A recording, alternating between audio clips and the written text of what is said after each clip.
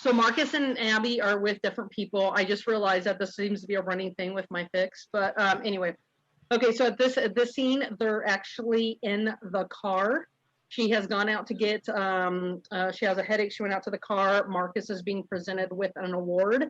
And it's nighttime. They're out at the car. Inside are the people they are supposed to be with. So let's get to reading. Okay. Abby felt her chest rise and fall, the warmth of his hand mesmerizing her, the feel of it against her face making her forget all rational logic. Without a thought, she turned her face, letting her lips touch his skin, the move so sensual that Marcus gasped as her name cascaded from his lips that she wished to taste. His free hand traveled up her leg. No concern filled her thoughts as she allowed her head to lean back as her legs parted. His hand squeezing her thigh as his fingertips up to the knuckle disappeared beneath the fabric as the material danced upon his hot skin. He released the clutch of his strong hand before he squeezed again, effectively making Abby take his forefinger into her mouth. Her eyes closed as she dragged her teeth over him as she slowly pulled the finger from her lips, pulled it close to falling out of her lips, but not allowing it to completely fall. Marcus's moan was threateningly loud as he dropped his head to her leg. Slowly, he pulled the hem of her dress up, revealing her tan, long, lean leg. Then his mouth was on her, just above the knee. Abby lost one hand in his hair as he gave her a warm, wet kiss. I gotta move my phone like this because I can see it. Okay, Marcus. I can see your credit card number. Yeah. Oh. Okay, no, you can't lie. Okay. You made me lose my spot. So did you. His mouth was on her just above the knee. Abby lost one hand in his hair as he gave her a warm, wet, hot kiss. Marcus pulled back to look up at her. I have to be inside you, Abby. He saw the need mirrored in her own face as she looked at him like nothing in the world would satisfy her except for his mouth on hers. She parted her lips to speak. Detective Kane? They let go of each other quickly as he stood. Officer Sinclair, can I help you?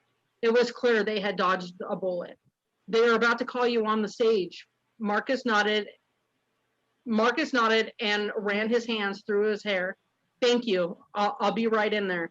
With that, the officer turned and left. Marcus offered his hand to Abby, who took it as she stepped from the car. They stared at each other only briefly before Marcus hit the button on his key ring that effectively locked the vehicle with one small beep. They walked in silence back to the building. No words would have been good enough to speak. They took their seats, Jake and Callie none the wiser. Jaha stepped up to the podium. He smiled at the crowd. We are here tonight to honor Marcus Kane. He would tell you himself that this is all unnecessary. Marcus does not like fanfare. However, this is one of those moments that we cannot let pass. On September 19th, Marcus saved the lives of 4 children and their mother during a hostage situation. Although he called for backup, it was Marcus as a detective who had to defuse the situation. After 17 hours of negotiation, Marcus walked out with all 5 hostages. I present to you our hero, Marcus Kane. Marcus left his chair and moved up the steps, shaking hands with Jaha before accepting the plaque. Abby could watch him now without people reading into her motives. Her fingers danced at her cleavage without her realizing it. Marcus nervously glanced around the room. He really didn't like this attention. Marcus hit the plaque on the podium as he swallowed deeply. He cleared his throat before looking up. His eyes traveled to Abby, to her thick curls, to her eyes, and then to her fingers. Damn it, her sexiness would be the death of him. Marcus forced himself to stare at the back of the room. The reason Jimmy, the dad and the husband, held his family hostage was because he was scared. He really did love his wife and children. When he found out that Lisa simply became attracted to someone else, it terrified him. Lisa hadn't set out to hurt her husband, hadn't ever thought of destroying him or sending herself, John, or the children on a journey that would lead them into a hostage standoff. Marcus swallowed hard before he spoke again. People don't ever set out to hurt others. Attraction happens to the point that it takes captive of your very soul. His eyes darted to Abby. Her fingers had stilled on her chest. She was a smart woman, and she knew the words were meant for her. He forced himself to tear his gaze from her. John simply needed to be heard. I had to identify him with him on some level in order to gain his trust. It was in doing that technique that allowed the outcome to be what it did.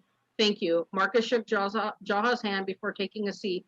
Jalha was called up next, followed by Cece. In Cece's speech, she gave a declaration of love to Marcus, which Abby knew he had never returned to the woman up on the stage.